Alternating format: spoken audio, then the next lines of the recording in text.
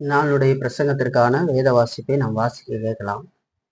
யோவான் எழுதின சுவிசேஷம் 16ஆம் அதிகாரம் வசனம் 29 33 வசனம் முடிய நாம் வாசிக்க கேட்போம். அவருடைய சீசர்கள் அவரை நோக்கி, இதோ இப்பொழுது நீர் ஓமையாய் பேசாமல் வெளிப்படையாய் பேசுகிறீர். நீர் எல்லாவற்றையும் அறிந்திருக்கிறீர் என்றும் ஒருவன் உம்மை வினாவ வேண்டியதில்லை என்றும் இப்பொழுது அறிந்திருக்கிறோம்.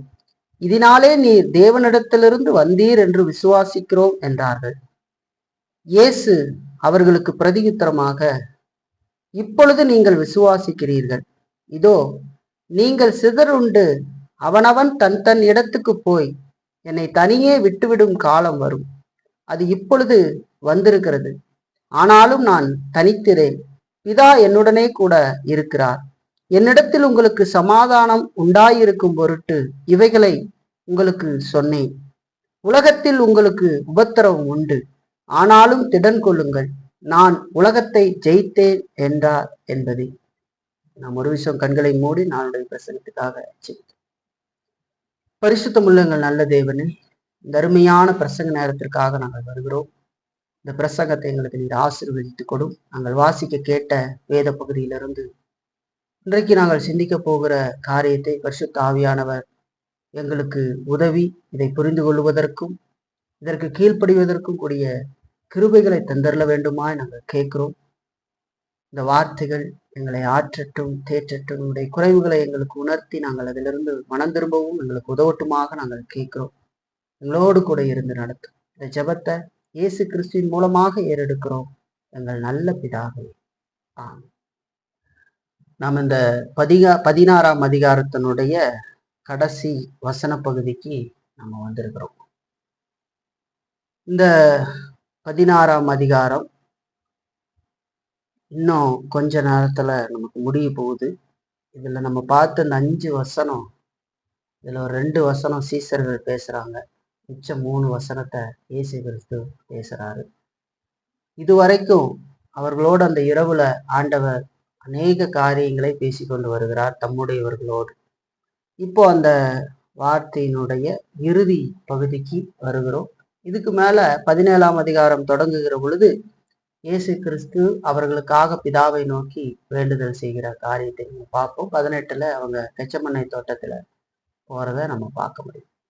இப்போ இதோட இந்த 16ஆம் அதிகாரத்தை நாம் முடிக்கிறோம். நான் கடந்த வாரம் சொன்ன மாதிரி இது பிரியாவிடை பிரசங்கம் என்று சொல்லி பார்க்க. கடைசியாக இயேசு கிறிஸ்து கொடுத்த அருமையான பிரசங்கம் இந்த பகுதியில நமக்கு சொல்லப்படுகிறது. தம்முடையவர்களோடு கூட பேசின வார்த்தை. மற்ற சுவிசேஷங்கள்ல இருந்து இந்த யோவான் சுவிசேஷம் வேறுபட்டு இயேசு கிறிஸ்து அன்று ராத்திரியில பேசின அந்த சம்பவங்களை ரொம்ப விரிவாக நமக்கு அருமையாக பரிசுத்த ஆவியினாலே ஏவப்பட்டு எழுதி கொடுக்கப்பட்டிருக்கிறத நம்ம பார்க்கணும். இந்த பகுதிகள் 13 17 அதிகாரம் வரைக்கும் இருக்கிற பகுதிகள் அநேகரால் விரும்பி வாசிக்கக்கூடிய ஒரு பகுதியாக புதிய ஏற்பாட்டிலேயே இருக்கிறது என்று சொல்லி நான் பார்த்தேன். ஏன்னு சொன்னா அது தம்முடையவர்களோடு ரொம்ப நெருக்கமாக பேசுகிற வார்த்தைகள் அதுல பதிவு செய்யப்பட்டிருக்கிறது. நாம் அடிக்கடி வாசிக்க வேண்டிய பகுதியாக அது இருக்கிறது.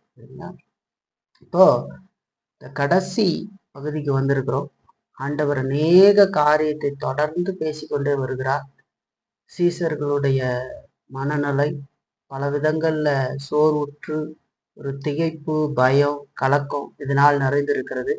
14ஆம் அதிகாரத்திலிருந்து அவர்களுக்கு அநேக ஆறுதல்களை சொல்லிக்கொண்டே வருகிறார். ஆனாலும் சீசர்களுடைய இருதயம் அது பாதிப்படைந்து அதுல ஒரு ஆறுதலை கண்டதான்னு கேட்டா அப்படி ஆறுதலை கண்ட மாதிரி நாம் பார்க்கவே முடியாது.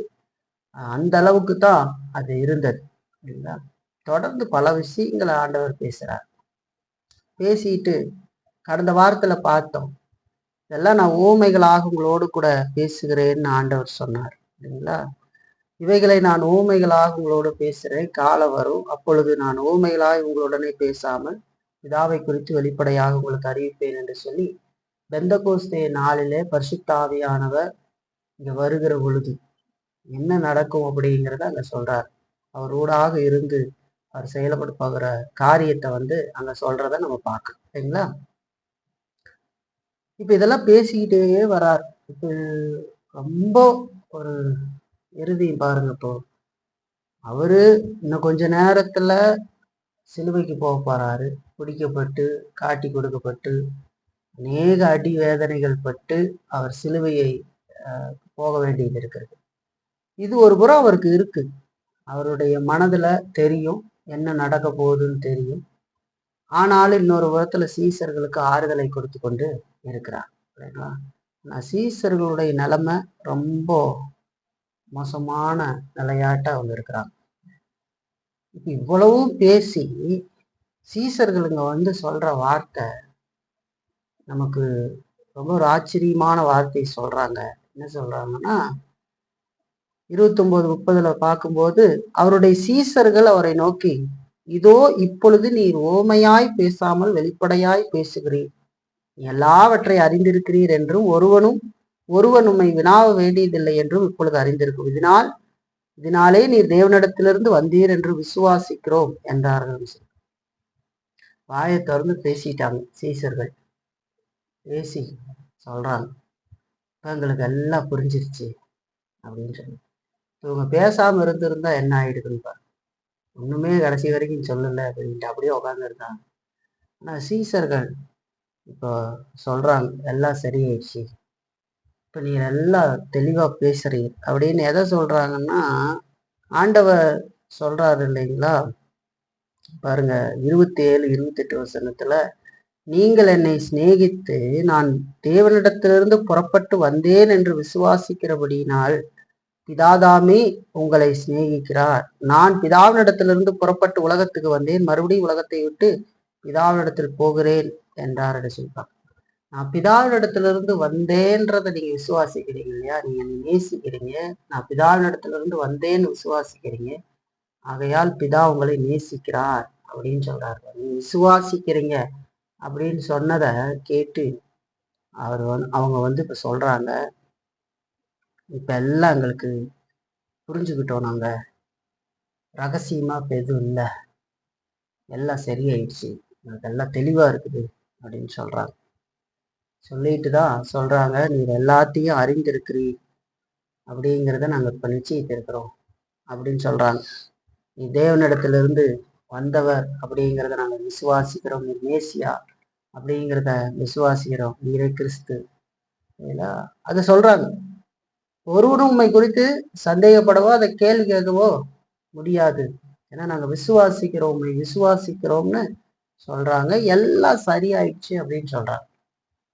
சரியாயிடுச்சா அப்படின்னு கேட்டா ஆண்டவர் சொல்லிடுறாரு இல்லையா, நான் ஓமைகளாய் உங்களுடனே பேசுகிறேன், காலம் வரும் வெளிப்படையா பேசுகிறேன்.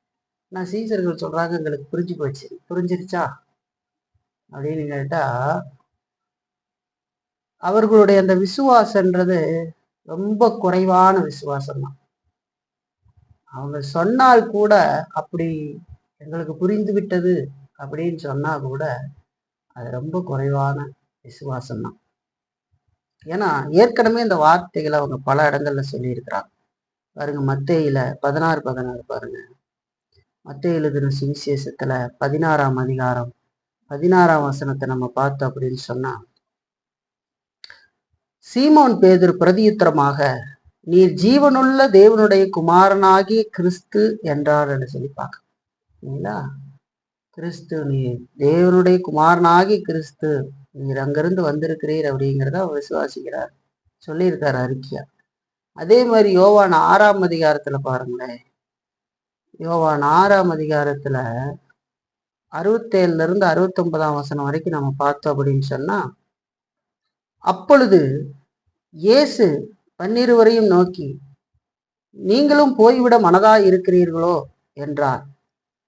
சீமோன் பேதுரு அவருக்கு பிரதியுத்தரமாக, ஆண்டவரே, யாரிடத்தில் போவோம்? நித்திய ஜீவ வசனங்கள் உம்மிடத்தில் உண்டே, நீர் ஜீவனுள்ள தேவனுடைய குமாரனாகி கிறிஸ்து என்று நாங்கள் விசுவாசித்தும் அறிந்தும் இருக்கிறோம் என்றார் சொல்லி பார்க்க. இங்கேயும் ஆண்டவர் ஒரு நீண்ட பிரசங்கத்தை செய்ததற்கு முன்பாக அந்த 5 அப்போ 2 மீனை வைத்து 5000 பேருக்கு உணவு அளித்ததுக்கு பின்னாடி அவரை தேடி வந்த ஜனங்கள் என்ன நோக்கத்தோடு வந்திருக்கிறார்கள் என்பதை அவர்களுக்கு விளக்கி காட்டி எதை விசுவாசிக்க வேண்டும் என்று சொல்லி ஆண்டவர் பேச ஆரம்பிக்கிற பொழுது, பல காரியம் பேசுகிற பொழுது அவர்கள் அநேகர் விலகி போய்விட்டார்கள் என்று சொல்லி பார்க்கிறோம். அந்த நேரத்துல ஆண்டவர் சீசர்களை பார்த்து கேட்கிற கேள்விதான் அது, நீங்களும் போய்விட மனதா இருக்கு. அப்ப சொல்ற வார்த்தை தான் இங்க பேதுரு சொல்றாரு, நாங்க எங்க போவோம்? ஜீவ வார்த்தை உம்மிடத்தில் அல்லவா இருக்கிறது, நீர் தேவனுடைய குமாரனாகி கிறிஸ்துன்னு சொல்றாங்க. அப்ப இந்த வார்த்தைய ஏற்கனவே சீசர்கள் சொல்லி இருக்கிறாங்க இல்லைங்களா? இங்க ஆண்டவர் பேசுறாரு இந்த பகுதியில 16ஆம் அதிகாரத்துல, நீங்க என்ன நேசிக்கிறபடினால் பிதா உங்களை நேசிக்கிறாரு அப்படின்னு சொல்றாரு. நீங்க என்ன நேசிக்கிறீங்க இல்லையா, அதனால பிதா உங்களை நேசிக்கிறாரு, நான் பிதாவினிடத்துல இருந்து புறப்பட்டு வந்தேன்னு நீங்க விசுவாசிக்கிறீங்க அப்படின்னு ஆண்டவர் சொன்ன உடனேயே அவர்கள் எல்லாம் புரிஞ்சிருச்சு. அவங்க விசுவாசிச்சிருந்தாங்க தான், ஏன்னா அதனாலதான் அவங்க பின்பற்றி வந்துகிட்டு இருந்தாங்க. ஆனாலும் ஒரு சரியான புரிதலுக்குள்ள இல்லை, அது கொஞ்சம் மங்கலான புரிதல் தான் இல்லைங்களா? ஆனா விசுவாசம் இருக்கிறது அது குறைபாடான விசுவாசம். ஆண்டவர் சொல்லிடுறாரு காலம் வரும்னு சொல்றாரு இல்லைங்களா? புரியுதா? காலம் வரும் என்று சொல்லி சொல்றார். இப்ப சீசர்களும் இதை பேசி முடிக்கிறாங்க. இப்ப எல்லாம் புரிஞ்சிருச்சுன்னு சொல்றாங்க, எல்லாவற்றையும் அறிந்திருக்கிறீர்கள்னு சொல்றாங்க, ஒருவனும் இடத்துல வினாவ வேண்டியதில்லை, அதாவது சந்தேகப்பட்டு கேள்வி கேட்க வேண்டிய அவசியம் இல்லைன்னு சொல்றாங்க. இப்ப இயேசு கிறிஸ்து 31 இருந்து பேச ஆரம்பிக்கிறார் பாருங்களேன். 31 நம்ம பார்த்தோம்னா, இயேசு அவர்களுக்கு பிரதியுத்தரமாக இப்பொழுது நீங்கள் விசுவாசிக்கிறீர்கள் அப்படின்னு சொல்லி சொல்றாரு.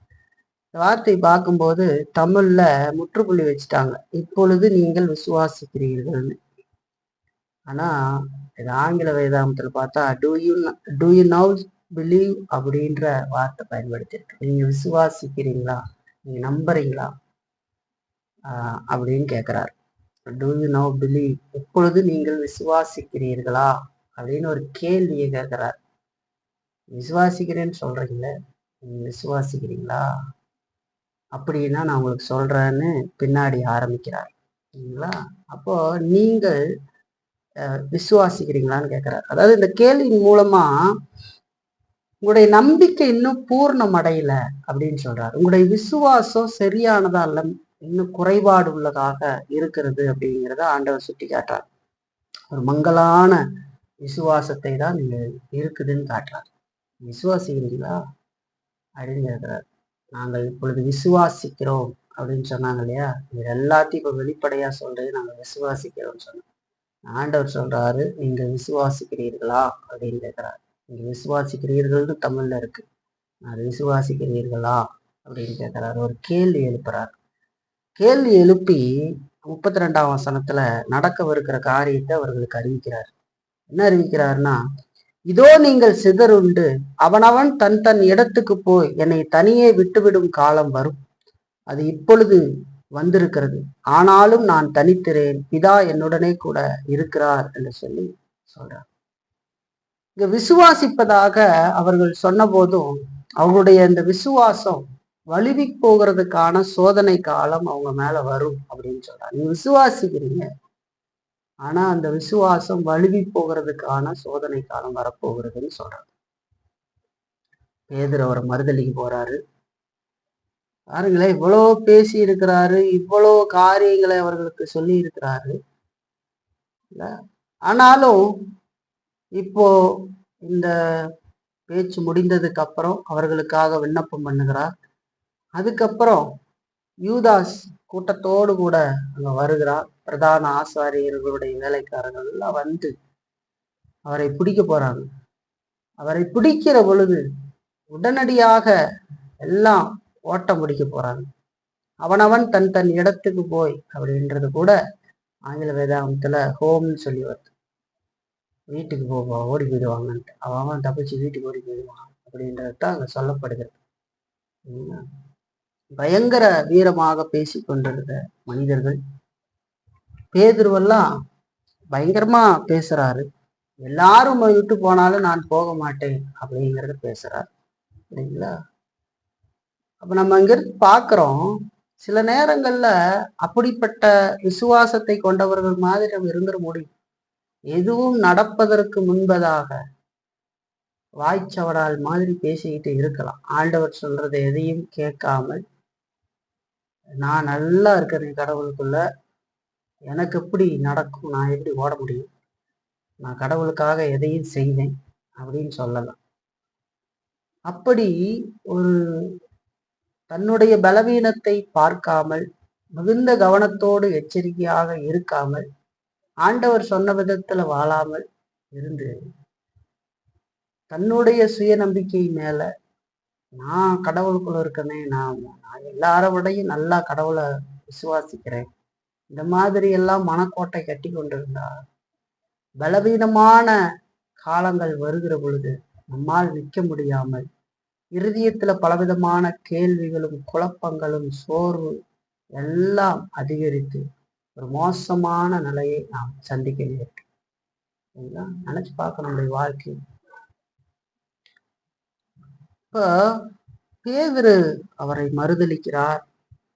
மற்ற சீசர்கள் அவரை விட்டு தன்னுடைய வீடுகளுக்கு, நண்பர்களிடத்துக்கு ஓடி போகிறார்கள். எல்லாம் நடக்கிறத நம்ம பார்க்க 3.5 வருட காலங்களாக இயேசுவோடு இருந்து, இயேசுடைய வார்த்தை கேட்டு, இயேசுவோடு உணவருந்தி, இயேசுவோடு உறங்கி, எங்கெல்லாம் இருக்கிறாரோ அங்கெல்லாம் பிரயாணப்பட்டு கூடவே போய் வந்த இந்த சீடர்கள் இயேசுவை பிடித்த பொழுது ஒரு ஓட்டம் பிடிக்கிறாங்க. எல்லாம் ஓடி போயிட்டாங்க. விசுவாச குறைவில் இருக்கிற மனிதனுடைய நிலைமை இப்படியாகத்தான் இருக்கும். ஞாபகத்தில் வச்சு, ரொம்ப மோசமா போயிடும். சரிங்களா? பேதுரு சொல்ற ஒரு வார்த்தை பாருங்க. இயேசு சிலுவையில் அறையப்பட்டதுக்கு அப்புறம் பாருங்க, யோவான்லயே 21ஆம் அதிகாரம் 3ஆம் வசனம் பாருங்க. சீமோன் பேதுரு மற்றவர்களை நோக்கி, மீன் பிடிக்க போகிறேன் என்றான். அதற்கு அவர்கள், நாங்களும் உடனே கூட வருகிறோம் என்றார்கள். அவர்கள் புறப்பட்டு போய் உடனே படவேறினார்கள். அந்த ராத்திரியிலே அவர்கள் ஒன்றும் பிடிக்கவில்லை என்று சொல்றார். பேதுரு சொல்ற வார்த்தை பார்த்தீங்களா? மீன் பிடிக்க போகிறேன்.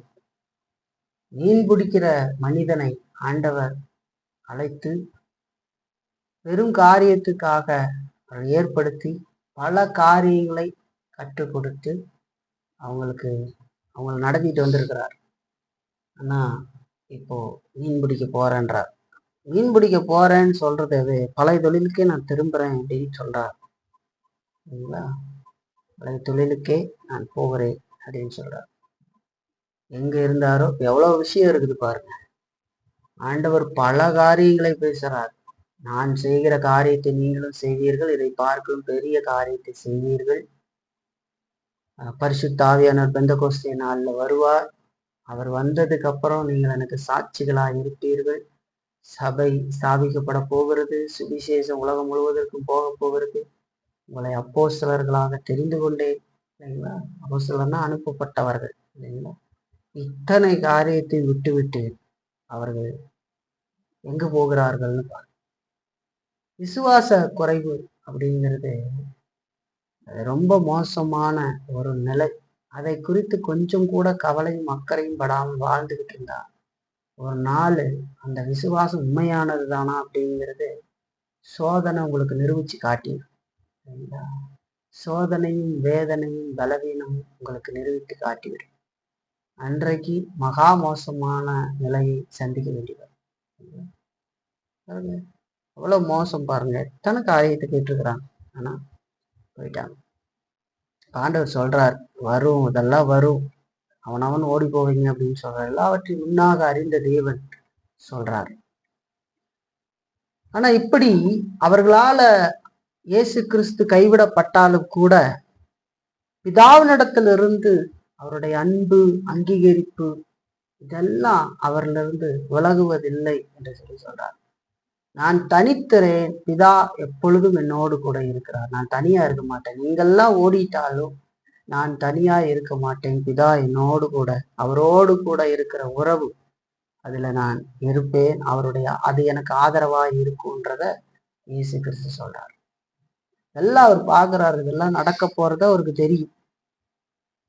நாங்கள் இப்போ தெளிவா விசுவாசிக்கிறோம், நீ எல்லாத்தையும் சொல்லிட்டீரு அப்படின்னு சொன்னா கூட, அதனாலதான் சொல்றோம், பல நேரத்துல கடவுளுடைய வார்த்தையை கேட்டும் கேளாமல், அதை சிந்தித்தும் சிந்திக்காம, நம்ம வாயில கேட்கிற பொழுது நம்ம சொல்லிடலாம் சில நேரங்கள்ல, எனக்கு எல்லாம் தெரியும், விஷயம் தெரியும். அந்த விசுவாசம் சரியானதா? அதுல ஆழமான விசுவாசம், ஒரு உறுதியான விசுவாசத்தை நாம் கொண்டு வாழ்கிறோமா அப்படின்றத கேள்வி. பட்டும் படாமல் தொட்டும் தொடாமல் இருந்து அது வாழ்க்கையில நம்மளை நிலைக்கு செய்யாது. நாம் நல்லா இருக்கிற பொழுது மாத்திரமே அது இருக்கும். நான் அடிக்கடி சொல்றேன், எல்லாமே இங்க சரியா போகுன்றது கிடையாது. ஏன்னா கடவுள் அதை சொல்லி இருக்கிறார் நமக்கு, இல்லைங்களா? அதனால விசுவாசம் அப்படி இவங்க கிட்டையும் கூட தான் சொல்லிக்கிட்டு இருக்கிறார். நடக்க போகிறதுக்கு முன்பாகவே எல்லாவற்றையும் அவர்களுக்கு அறிவித்து கொண்டே இருக்கிறார், இல்லைங்களா? ஆனால் அவர்களும் விசுவாசிக்கிறேன் என்று சொன்னாலும் கூட அந்த விசுவாசம் ஒரு பலவீனமானதாக, குறைபாடு உள்ளதாக இருந்தது என்று சொல்லுவாங்க. இப்போ 33ஆம் வசனத்துல நம்ம பார்த்தோம் அப்படின்னு சொன்னா, என்னிடத்தில் உங்களுக்கு சமாதானம் உண்டாயிருக்கும் பொருட்டு இவைகளை உங்களுக்கு சொன்னேன். உலகத்தில் உங்களுக்கு உபத்திரம் உண்டு, ஆனாலும் திடன் கொள்ளுங்கள், நான் உலகத்தை ஜெயித்தேன் என்றார். ஒரு உலக மனிதனாக இந்த வார்த்தையை நம்ம பார்த்து சிந்திச்சோம் அப்படின்னு சொன்னா, இயேசுவை பார்க்கறதுக்கு ரொம்ப ஒரு இதா தெரியும். உலகத்தை ஜெயித்தேன் அப்படின்னு சொல்றார். மாமிச கண் கொண்டு இதை பார்த்தா அவர் உலகத்தை ஜெயித்தாரா? இன்னும் கொஞ்ச நேரத்துல பிடிச்சி அவரை அடிச்சு, அவரை அவமானப்படுத்தி, அவருடைய வஸ்திரங்களை எல்லாம் உரிந்து, அவரை சிலுவையில தூக்கி ஆணி அடித்து, அவரை பரியாசம் பண்ணி, இதெல்லாம் நடக்க போகுது. உலகத்தை ஜெயித்தேன் அப்படின்னு உலகத்தை எல்லாம் கீழே கொண்டு வந்தாதான் உலகத்தை ஜெயித்தேன். யாருமே தன்னை நெருங்க முடியாத அளவுக்கு ஒரு இந்த அலெக்சாண்டர்லாம் இருக்காரு பாருங்க, எடுத்த போர்கள் எல்லாம் வெற்றி அடைந்தவர். அந்த மாதிரி ஏதாவது செஞ்சுட்டு பெரிய சாதனையாளரா, எல்லாத்தையும் வெற்றியா இந்த உலகத்தையே ஜெயிச்சிட்டேன் அப்படின்னு சொல்ற மாதிரி ஒரு காரியத்தை செய்திருந்தா நான் உலகத்தை ஜெயித்தேன்னு சொல்லணும். இயேசு கிறிஸ்து இந்த உலகத்தை ஜெயித்தேன்னு சொல்ற. மாமிச கண் கொண்டு பார்த்தா இதுல ஒன்னையும் காண முடியாது. இயேசு கிறிஸ்து சிலுவையில போய் மரிக்கிறார் பாருங்க, பாவிகளுடைய மீட்புக்காக. அவர் தேவன், திருத்துவத்தின் 2ஆம் நபர், மானுடத்தை ஏற்று இந்த உலகத்திற்கு வந்து எல்லா காரியத்தையும் தம்முடையவர்களுக்காக அனுபவித்து அவர்கள் வாழ வேண்டிய வாழ்க்கை வாழ்ந்து அவர் சிலுவைக்கு போறார் பாருங்க. பொறுமையாக இருந்து போறார் பாருங்க. அவர் அப்படி போய் ஜெயித்ததினால்தான் நமக்கு மீட்பு வந்தது என்று சொல்லி பார்க்க. அதுதான் ஜெயிச்சேன்றார். அவர் அதெல்லாம் பண்ணலைன்னா அங்க மீட்பு வராது, இல்லைங்களா? ஆண்டவர் சொல்றாரு, என்னிடத்துல உங்களுக்கு சமாதானம் உண்டாயிருக்கும் பொருட்டு இவைகளை உங்களுக்கு சொன்னேன். என்னிடத்தில் உங்களுக்கு சமாதானம் உண்டாயிருக்கும் பொருட்டு இந்த ராத்திரியில இதெல்லாம் உங்களுக்கு சொன்னேன். 14ல இருந்து பேசிக்கிட்டு வர்றாரு பாருங்க, பல காரியம் எல்லாத்தையும் சொல்லிட்டேன், நான் சமாதானம் உண்டாயிருக்கும்படி சொல்லிட்டேன்னு சொல்றாரு. இயேசு கிறிஸ்துவின் மூலமாகத்தான் நாம் தேவனிடத்துல சமாதானமா இருக்கிறோம், சமாதானம் பெற்றிருக்கிறோம்னு வேதம் சொல்ல. இயேசு கிறிஸ்து இல்லை அப்படின்னு சொன்னா நாம் தேவனோடு ஒப்புரவாக முடியாது, சமாதானத்தை அடைய முடியாது என்று சொல்லிப்பாங்க. நாம் பிறக்கிற பொழுதே பாவிகளாக பிறந்தபடியினாலே, தேவன் பரிசுத்தமானவராக நீதி நிறைந்தவராக இருக்கிறதுனாலே நம்மை நிச்சயம் கொள்ள வேண்டிய நீதி உடையவராக அவர் இருக்கிறார். நம்மை நாமே ரட்சித்து கொள்ளவும் முடியாது, நமக்காக மற்ற மனிதர்களும் ரட்சிப்பை உண்டு பண்ண முடியாது. எல்லாரும் பாவிகளாக இருக்கிறார். இப்போ வெளியிலிருந்து ஒரு ரட்சிப்பு நமக்கு வருகிறது. அந்த ரட்சிப்பை தேவனை ஏற்படுத்தி தம்முடைய குமாரனை இந்த உலகத்துக்கு அனுப்பி அவருடைய மத்தியஸ்த பணியின் மூலமாக நாம் தேவனோடு ஒப்புரவாக்கப்படுகிறோம், சமாதானத்தை பெறுகிறோம் என்று சொல்லி பார்க்கிறோம், இல்லைங்களா? இயேசு இல்லை அப்படின்னு சொன்னா நமக்கு தேவனோடு எந்த சமாதானமும் பெற முடியாது, இல்லைங்களா?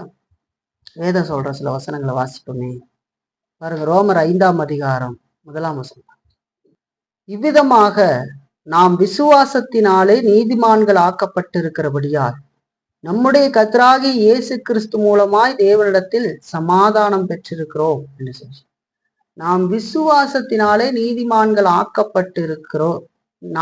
நீதிமான்கள் ஆக்கப்பட்டிருக்கிறபடியால், நீதிமான்கள் ஆனோம் அல்ல, நீதிமான்கள் ஆக்கப்பட்டு இருக்கிறபடியால். நீதிமான் அப்படிங்கிறது நாம் செய்த எந்த நீதியினாலையும் வரல இல்லைங்களா? அதோடு நாம் இயேசு கிறிஸ்துவை விசுவாசிக்கிற பொழுது நமக்குள் ஒரு ஊசிய போட்டு நமக்குள்ள எந்த நீதியும் கொண்டுட்டு வந்து ஏத்தப்படலை இல்லைங்களா? நாம் அப்படிதான் இருக்கிறோம். ஆனா நமக்காக தேவனுடைய நீதி, இயேசு கிறிஸ்துடைய நீதி நம்மேல் வைக்கப்பட்டு நாம் நீதிமான்களாக கருதப்படுகிறோம் என்று சொல்லி பார்க்க. நாம் நீதிமான்கள் அப்படின்னு சொல்லும் பொழுது இயேசுவின் நீதி நம்மேல் வைக்கப்பட்டு நாம் நீதிமான்களாக கருதப்படுகிறோம், அங்கீகரிக்கப்படுகிறோம். நம்மள எந்த நீதியும் இல்லைன்னு சொல்லி பார்க்கணும் இல்லைங்களா? அப்ப பாருங்க, இவ்விதமாக நாம் விசுவாசத்தினாலே நீதிமான்கள் ஆக்கப்பட்டிருக்கிறபடியால் நம்முடைய கர்த்தராகிய இயேசு கிறிஸ்து மூலமாய் தேவனிடத்தில் சமாதானம் பெற்றிருக்கிறோம். இயேசு கிறிஸ்துவின் மூலமாக நமக்கு சமாதானம் வருகிறது என்று சொல்லி பார்க்கலாம். இன்னொரு வசனம் கூட பாருங்க, கொலோசையர்ல 1ஆம் அதிகாரம் 20-21 வசனத்தை வாசி. அவர் சிலுவையில் சிந்தின இரத்தத்தினாலே சமாதானத்தை உண்டாக்கி பூலோகத்தில் உள்ளவைகள் பரலோகத்தில் உள்ளவைகள் யாவையும் அவர் மூலமாய் தமக்கு ஒப்புரவாக்கி கொள்ளவும் அவருக்கு பிரியமாயிற்று. முன்னே அந்நியராயும் துர்க்கிரியினால் மனதிலே சத்துருக்களாயும் இருந்த உங்களையும் பரிசுத்தராகவும் குற்றமற்றவர்களாகவும் கண்டிக்கப்படாதவர்களாகவும் தமக்கு முன் நிறுத்தும்படியாக அவருடைய மாமிச சரீரத்தில் அடைந்த மரணத்தினாலே இப்பொழுது ஒப்புரவாக்கினார் என்று சொல்லி, அந்நியரும் துக்கிரியினாலும் நாம் தேவனுக்கு சத்துருக்களாய் இருந்தோம் என்று சொல்லி பார்க்க. இப்போ இயேசு கிறிஸ்துடைய மரணத்தினாலே, அவர் செய்து முடித்த காரியத்தினாலே நாம் கிறிஸ்துவுக்குள்ளாக தேவனோடு ஒப்புரவாக்கப்பட்டோம் என்று சொல்லி சொல்லப்படுது. நம்முடைய பாவம் மன்னிக்கப்பட்டது, கிறிஸ்துவினூடாக நம்முடைய பாவம் மன்னிக்கப்பட்டது. நம்முடைய மனசாட்சியிலும் உள்ளத்திலும் கிறிஸ்துவுக்குள்ளாக நாம் சமாதானம் பெறுகிறோம் என்று சொல்லி பார்க்க. இப்ப பாருங்க, இயேசு கிறிஸ்துவின் மூலமாக நாம் தேவனோடு சமாதானமா இருக்கிறோம். நம்முடைய பாவங்கள் எல்லாம் மன்னிக்கப்பட்டு இருக்கிறது அப்படிங்கிற அந்த அறிவினால நம்முடைய மனசாட்சி, நம்முடைய உள்ளம் கிறிஸ்துவுக்குள்ளாக சமாதானம் பெறுகிறது என்று சொல்லி பார்க்கிறோம். நம்ம பெற்றிருக்கிறோம். அதான் என்னிடத்தில் உங்களுக்கு சமாதானம் உண்டாயிருக்கும் பொருட்டு இவைகளை உங்களுக்கு சொல்லுகிறேன்னு சொல்றாரு. அதோட பின்னாடி சொல்றாரு, அப்படி சொல்லிட்டு சொல்றாரு, உலகத்தில் உங்களுக்கு உபத்திரம் உண்டு, ஆனாலும் திடன் கொள்ளுங்கள், நான் உலகத்தை ஜெயித்தேன் என்று சொல்லி சொல்றேன். தேவனையும் கிருபையின் சுவிசேஷத்தையும் பயக்கிற இந்த உலகத்துல சீசர்கள் சோதனைகளும் பிரச்சனைகளும் உபத்திரவங்களை சந்திப்பார்கள் என்று சொல்லி ஆண்டவர் சொல்றார். தேவன் அந்த உலகம் பகைக்குது, அவரை பற்றி சொல்லப்படுகிற சுவிசேஷத்தை அது பகைக்கிறது. சுவிசேஷம் மனிதனை பாவி என்று சொல்லி, இந்த பாவத்திலிருந்து மனம் திரும்பி இயேசு விசுவாசித்தால்தான் ரட்சிப்பு, இல்லைன்றால் ரட்சிப்பு வருகிறது இல்லைன்னு சொல்லி சொல்லுகிற பொழுது, மனிதன் தேவனையும் இந்த கிருபையின் சுவிசேஷத்தையும் வெறுக்கிறபடியினால், பகைக்கிறபடியினால், அதை சொல்லுகிற சீசர்களையும் இன்றைக்கு வாழுகிற எல்லா காலத்திலும் வாழுகிற சகல விசுவாசிகளையும் அது வேதனையும் பிரச்சனையும் உபத்திரவத்தையும் கொடுக்கிறது என்று சொல்லி நான் பார்க்கிறேன். அதுதான் ஆண்டவர் சொன்ன, அந்த உலகத்துல உங்களுக்கு உபத்திரவம் உண்டு என்று சொல்லி சொல்றாங்க. ஒரு விசுவாசிக்கு இந்த உலகத்துல உபத்திரவம் உண்டு. உபத்திரவம் எதினால் வருகிறது? தேவனுக்காக வாழ்கிற வாழ்க்கையினாலும் தேவனுடைய சுவிசேஷத்தை நாம் எடுத்து சொல்லுகிறதினாலும் ஏற்படுகிற உபத்திரவமாக அது இருக்கிறது இல்லைங்களா? பாருங்க, 2 தீமோத்தேயுல 3ஆம் அதிகாரம் 12ஆம் வசனம் பாருங்க. அன்றியும் கிறிஸ்து இயேசுவுக்குள் தேவ பக்தியாய் நடக்க மனதாய் இருக்கிற யாவரும் துன்பப்படுவார்கள் என்று சொல்லி சொல்றார். கிறிஸ்து இயேசுவுக்குள் தேவபக்தியாய் நடக்க மனதாய் இருக்கிற யாவரும் துன்பப்படுவார்கள். உண்மையான கிறிஸ்துவ வாழ்க்கை வாழ விரும்புகிற மனிதன் துன்பப்படுவான். மாய்மாலக்காரன் துன்பப்பட மாட்டான். இல்லைங்களா? மாய்மாலமா வாழ்ந்துகிட்டு கிறிஸ்துவங்கிற போர்வையில இருக்கிற மனிதனுக்கெல்லாம் துன்பம் வராது. அவன் அடையிற துன்பம் வேறு. அவனுக்கு இந்த உலகத்துல பல காரியத்துக்கு துன்பம் அடைவார்கள். இந்த உலக மனிதர்கள் சோத்துக்காக துன்பம் அடைந்து கொண்டிருப்பார்கள். இல்ல பல காரியத்தை செய்ய முடியலையே அப்படின்னு துன்பம் அடைவார்களே தவிர, கிறிஸ்துவுக்காகவும் சுவிசேஷத்துக்காகவும் வாழுகிற வாழ்க்கையின் ஊடாக அவர்கள் துன்பம் அடைய மாட்டார்கள். ஆண்டவர் சொல்றாரு, நான் சாத்தானையும் உலகத்தையும் ஜெயித்தேன் அப்படின்னு சொல்றாரு.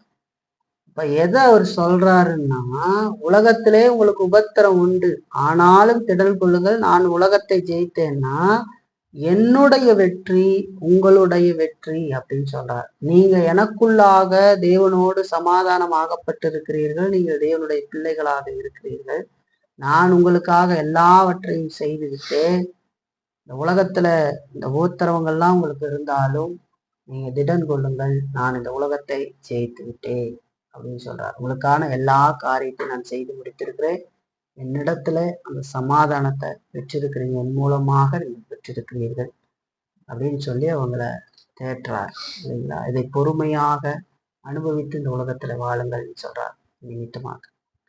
அப்போ இந்த உலகத்து மனிதரையும் இவ்வுலகத்தில் உள்ள பொல்லாத காரியங்களையும் கண்டு நாம் பயப்பட வேண்டியதில்லை என்று சொல்லி பார்க்கங்களா? பயப்பட வேண்டியதில்லை. நல்ல தேவ பிள்ளையாக இருந்து வேத சத்தியங்களை நல்ல பார்த்து அதை பிடித்து கொண்டு பரிசுத்தாவியான துணையோட நம்ம வாழ்வோம்னு சொன்னா, நாம் இந்த பொல்லாத மனிதர்களையும் இந்த உலகத்துல இருக்கிற பொல்லாத துறைத்தனங்களையும் கண்டு நாம் பயப்பட வேண்டியதில்லைன்னு சொல்லி பார்க்கிறேன். ஏன்னா இயேசு கிறிஸ்து நம்மோடு கூட இருக்கிறார். தேவனோடு ஒப்புரவாக்கப்பட்டு இருக்கிறோம். நமக்கான வெற்றி ஏற்கனவே நிச்சயிக்கப்பட்டதாக இருக்கிறது. இனிமே வரப்போகிறது அல்ல, அது ஏற்கனவே நிச்சயிக்கப்பட்டு அதை நோக்கி நாம் பயணப்பட்டு கொண்டிருக்கிறவர்களாக இருக்கிறோம்.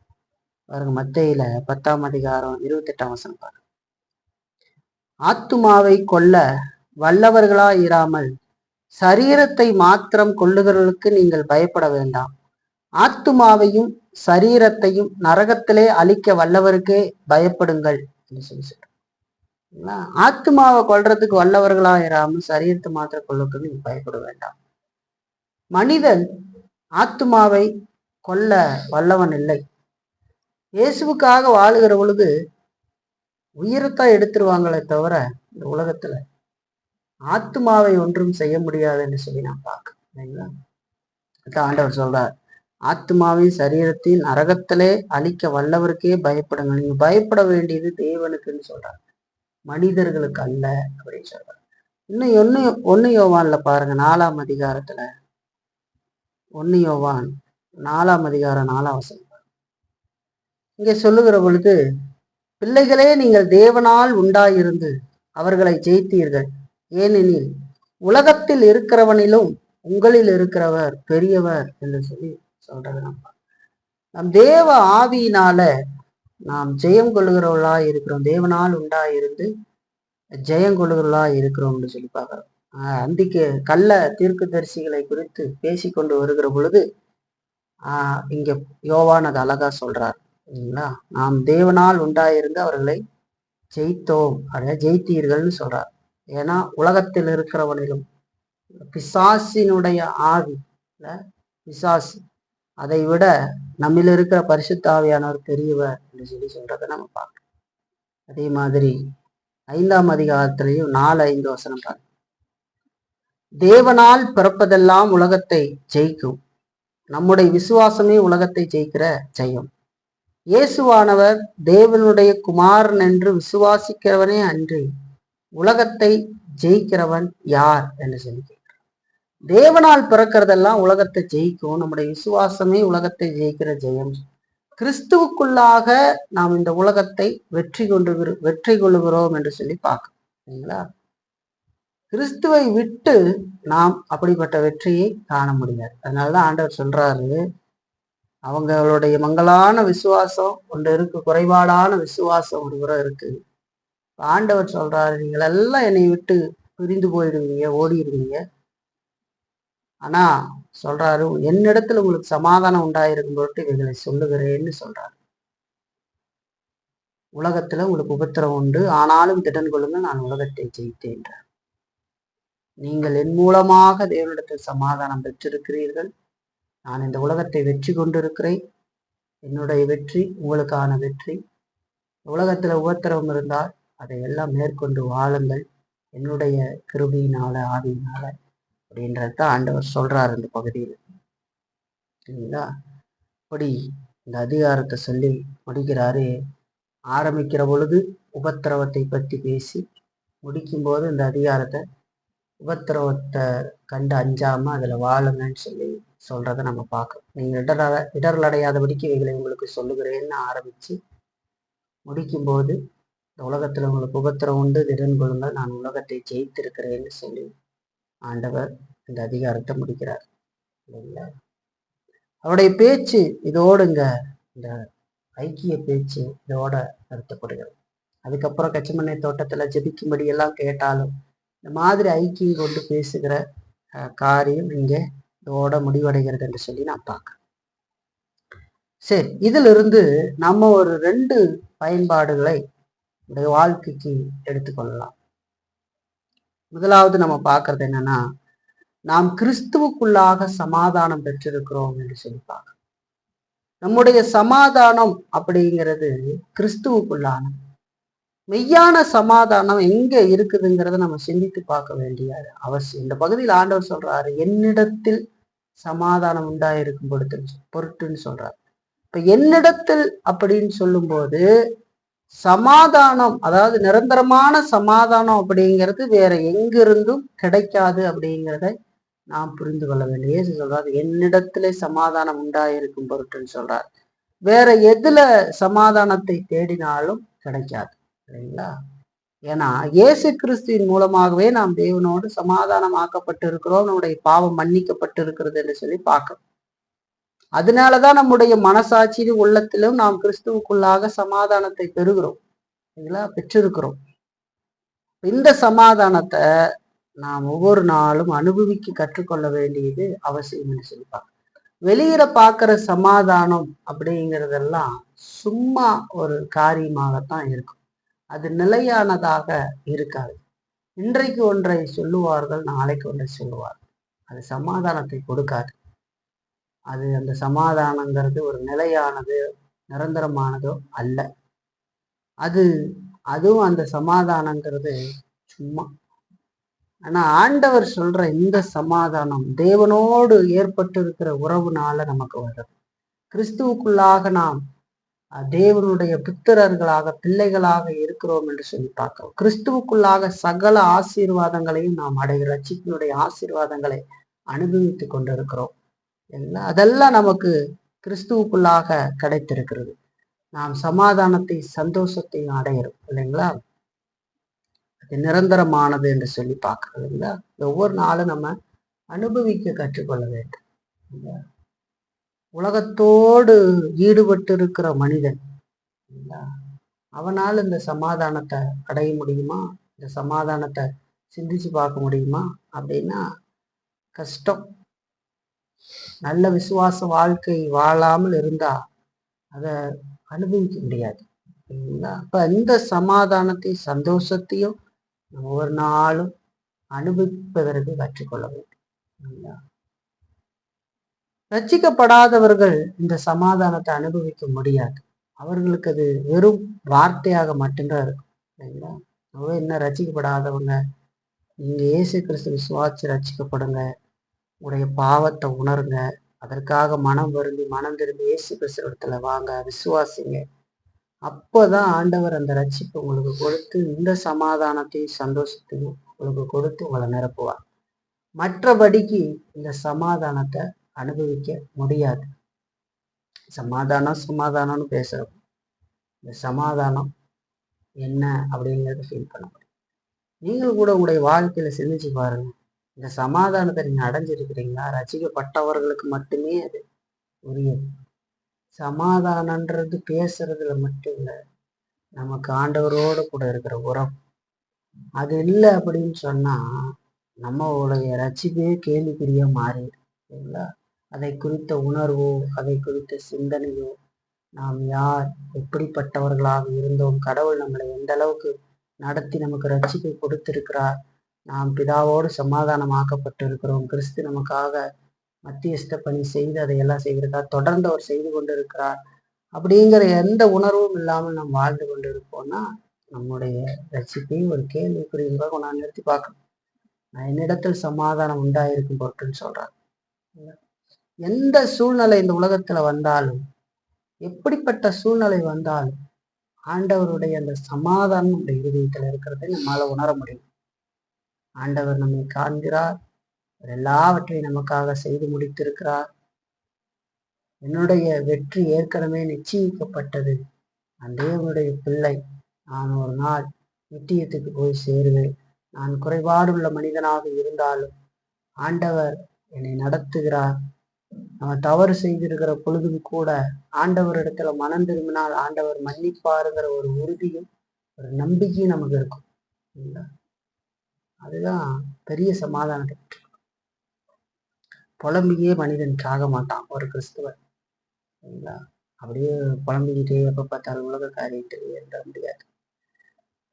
பாருங்க, முதல்ல நம்ம பார்க்குறோம், நல்லா நம்ம தெரிஞ்சுக்கணும், நாம் கிறிஸ்துவுக்குள்ளாக சமாதானத்தை பெற்றிருக்கிறோம் என்று சொல்லி பார்க்கணும்.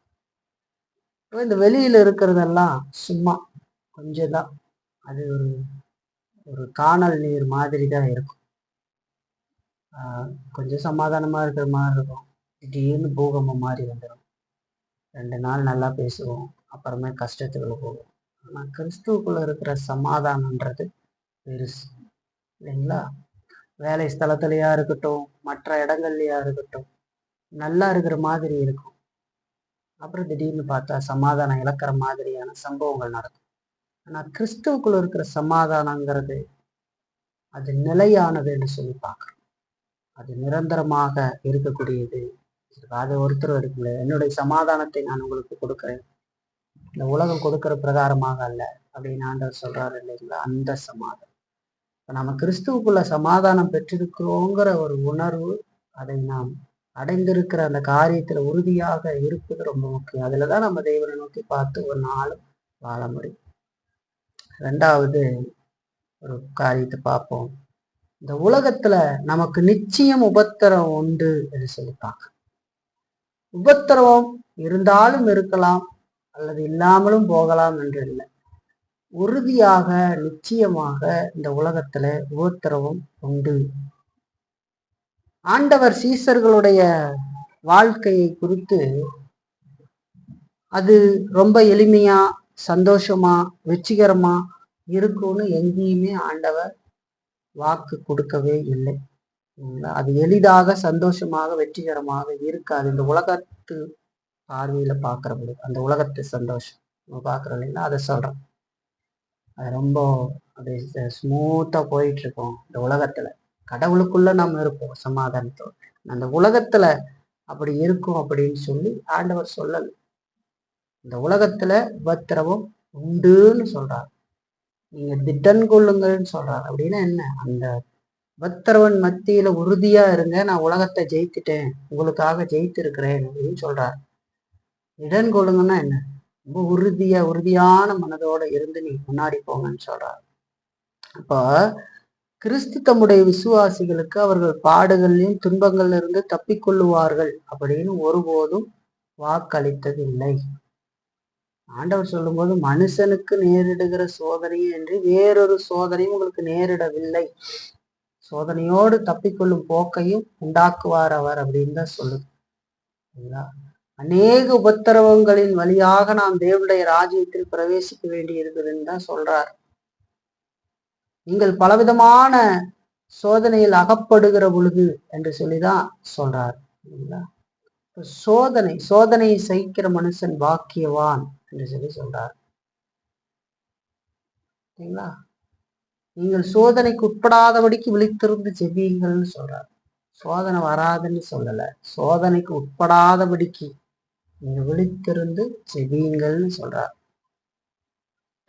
ஆண்டவர் சொல்லணும் இல்லையா, நீங்க ரசிக்கப்பட்டீங்க, இனிமே உங்க வாழ்க்கையில எந்த சோதனையும் இல்லை, எந்த கஷ்டமும் இல்லை, எந்த துன்பமும் இல்லை, நீங்க நல்லா இருப்பீங்க. குடுகுடுப்புக்காரன் சொல்றாரு இல்லையாங்க, ஒரு ஃபேஸ்புக்கில் ஒரு ஆள் வந்து சொல்லுவார், நல்லா இருப்பீங்க நல்லா இருப்பீங்க அப்படின்னு சொல்லுவார். ஒரு கிறிஸ்தவ பாஸ்டர்னு சொல்லுவார். எனக்கு பார்க்கும்போதெல்லாம் குடுகுடுப்புக்காரன் மாதிரி இருக்கு அந்த ஆளை பார்த்தா. ஒரே நிமிஷத்தான் சொல்லுவார். ஸ்ரீலங்காவை சேர்ந்த மனிதர், நீங்க நல்லா இருப்பீங்க, யூ வில் டூ வில் அப்படின்னு சொல்லுவார். என்னன்னா அதை கேட்கிற பொழுது ஜனங்களுக்கு ரொம்ப சந்தோஷமா இருக்கும். ப்ராஸ்பரிட்டிஸ் உபதேசம், செழிப்பு உபதேசம், உங்களுக்கு ஒன்றும் ஆகாது, நீங்க நல்லா இருப்பீங்க. நான் நல்லா தான் இருப்போம், அதுல எந்த மாற்று கருத்து இல்லை. ஆனா அவங்க சொல்றது இந்த உலகத்து ரீதியிலேயே என்ன பண்ணுவாங்க, நல்லா இருப்பீங்க, உங்களுக்கு நல்லா இருப்பீங்கன்னா என்னது, ஒண்ணுமே ஆகாது, நல்லா கொளுத்து போய் அப்படி நல்லா நல்லா வசதி வாய்ப்போட தான் இருப்பீங்க, உங்களுக்கு எந்த சின்ன கஷ்டங்கள் கூட வராது அப்படின்னு சொல்றாரு. ஆனா ஆண்டவர் சொல்றாரு, உலகத்துல உங்களுக்கு உபத்திரம் உண்டுன்னு சொல்றாரு, நீங்க திடன் கொள்ளுங்கள்னு சொல்றாரு, நான் உலகத்தை ஜெயித்திருக்கிறேன்னு சொல்றாரு. ஆண்டவர் வாக்குப்பல்ல, அதன் மத்தியின் அதன் ஊடாக நீங்கள் கடந்து போய் என்னுடைய நாமத்தை நெறிப்படுத்தி வாழுங்கள்னு சொல்றார். இந்த உலகம் பாத்திரமா இருக்காதுன்னு சொல்றார். என் நிமித்தமாக நீங்கள் மரணத்தை கூட சந்திக்க நேருதுன்னு சொல்றார். பாருங்க, அந்த யோவான்லயே என்ன சொல்றாரு பாருங்க, 15ஆம் அதிகாரத்துல பாருங்க என்ன சொல்றாரு. யோவான்லயே 15ஆம் அதிகாரத்துல சொல்றாரு பாருங்க, ஏற்கனவே 18 21 வசனம் வரைக்கும் பாருங்க. உலகம் உங்களை பகைத்தால் அது உங்களை பகைக்கிறதற்கு முன்னே என்னை பகைக்கிறது என்று அறியுங்கள். நீங்கள் உலகத்தாராய் இருந்தால் உலகம் தன்னுடையதை சிநேகித்திருக்கும். நீங்கள் உலகத்தாராய் இராதபடியினாலும் நான் உங்களை உலகத்திலிருந்து தெரிந்து கொண்டபடியினாலும் உலகம் உங்களை பகைக்கிறது. ஊழியக்காரன் தன் எஜமானிலும் பெரியவன் அல்லவென்று நான் உங்களுக்கு சொன்ன வார்த்தையை நினைத்துக் கொள்ளுங்கள். அவர்கள் என்னை துன்பப்படுத்தினது உண்டானால் உங்களையும் துன்பப்படுத்துவார்கள். அவர்கள் என் வசனத்தை கைக்கொண்டது உண்டானால் உங்கள் வசனத்தையும் கைக்கொள்ளுவார்கள். அவர்கள் என்னை அனுப்பினவரை அறியாதபடியினால் என் நாமத்தின் நிமித்தமே இவைகளை எல்லாம் உங்களுக்கு செய்வார்கள் என்று சொல்றார். ஊழியக்காரன் எஜமானிலும் பெரியவன் அல்லன்னு சொல்றார் இல்லைங்களா. எனக்கு செஞ்சாங்கன்னா உங்களுக்கும் செய்வாங்க. நீங்கள் உலகத்தாராய் இருந்தால் உலகம் தன்னுடைய சிநேகித்திருக்கும். ஒரு கேள்வி வருது, உலகம் நம்மள சிநேகிச்சுக்கிட்டு இருக்கு, நல்லா சிநேகிக்குது அப்படின்னா நமக்கு என்ன தெரியும்? நான் ஒரு உலகத்தான், தரமான உலகத்தானா இருந்துகிட்டு இருக்கேன், என்னல எந்த கிறிஸ்துவ அடையாளங்களையும் ஒரு மனிதன் காணவில்லை. கிறிஸ்துவ அடையாளத்தை என் வார்த்தையை கேட்டதுண்டானால் உங்கள் வார்த்தையை கேட்டிருப்பார்கள். ஒண்ணு அந்த மனிதன் கடவுளுடைய வார்த்தையை கேட்டிருப்பான், அதெல்லாம் நடந்திருக்கு இல்லையா. அதெல்லாம் இல்லாம நம்ம வாழ்றோம் அப்படின்னு சொன்னா தரமான உலகத்தானாய் நாம் இருக்கிறோம். என்ன சொல்லுவாங்க, அக்மார்க்க உலகத்தானாய் வாழ்ந்து கொண்டு இருக்கிறோம். அதாவது பயப்பாங்கன்னா சண்டை போட்டுக்கிட்டு இருப்பாங்க அப்படின்றதுக்காக சொல்ல வரல. நம்ம எல்லாரோட சமாதானமா இருக்கணும். நம்முடைய எந்த காரியமுமே அவங்களுக்கு தெரியல, வாழ்க்கையினுடைய ஒரு காரியத்தை கூட அவர்கள் வாழ்க்கையில பார்க்கல. அவங்கள எப்படி பாக்குறாங்களோ அதே மாதிரிதான் நம்மளை பார்த்துக்கிட்டு இருக்கிறாங்க அப்படின்னு சொன்னாலே நமக்கு தெரியும். அவங்களுக்கு பிடிக்குது பிடிக்கலைங்கிறது அப்பாற்பட்டது. ஆனா அவங்களுக்கு தெரியல இவங்க இப்படி இருப்பாங்க, அவங்க அதை செய்ய மாட்டாங்க, அவங்ககிட்ட நம்ம மரியாதையோட நடந்துக்கணும்னு ஒண்ணு இருக்கும் பாருங்க. அது கூட இல்லாம கேஷுவலா நல்லா பேசிக்கிட்டு தப்பான காரியங்கள்லாம் நல்லா கொஞ்சம் கூட கூச்சம் இல்லாம பேசிக்கிட்டு நடந்துகிட்டு இருக்கிறாங்க அப்படின்னா நம்ம என்ன தெரியும்?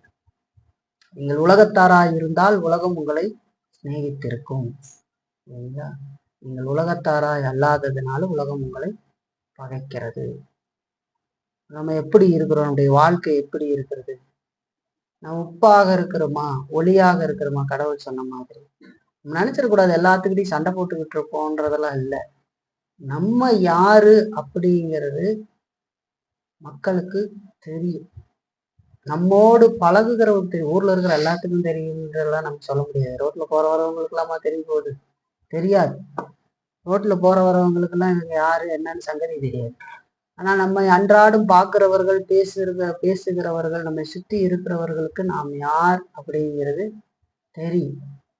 அப்படிப்பட்ட ஒரு வாழ்க்கையை நாம் வாழ்ந்திருந்தா தெரியும். ஒளி அது ரொம்ப குறைவாக இருட்டுல கொளுத்தப்பட்டிருந்தாலும் கூட இந்த ஒளியினுடைய பிரகாசம் தெரியும்.